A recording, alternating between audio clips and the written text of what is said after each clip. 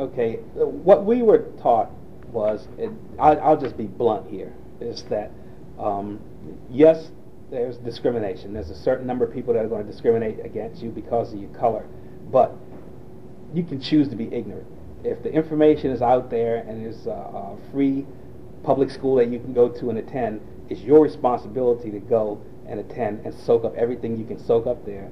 And then if people discriminate against you, that's a fact that you can't do anything about. The things you can do something about, you do what you can about it, and you could possibly put yourself in a position where you don't have to deal with as many people that have these kind of discriminatory issues. In addition, just the kind of concept of just valuing education. While it's nice to be able to drive a Lexus or whatever, the fact that you may have to do a little less and invest some of your resources in your education carries more of a lasting value than that expensive car or expensive furniture or clothes. Those things are superficial, and the things you do to fortify your mind are the things that you can carry with you.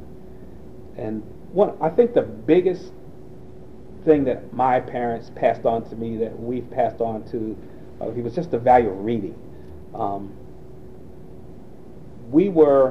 My parents didn't have good reading skills, and my parents were poor,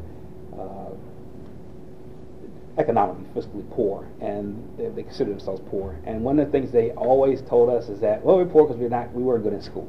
That was taught to us at an early age, and that, you know, if you guys can do good in school, that you won't have to suffer the way we did. And then they made whatever sacrifices they had to do. I remember when I was very small, my mother bought this leather-bound set of World Book encyclopedias, and I mean, that was like a trip to the moon for a person with with their economic situation, because they had to make payments on the things. I mean, they couldn't just buy them.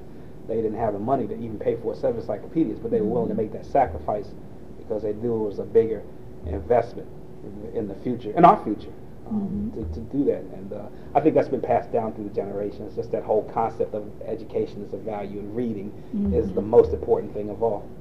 What about homework and those kinds of things? Homework was inevitable.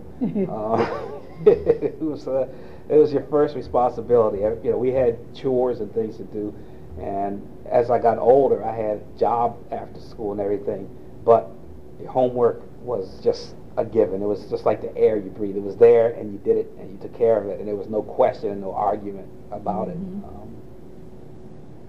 It was as much a part of education as going to school. You have homework to do, you do it. You take care of your responsibilities.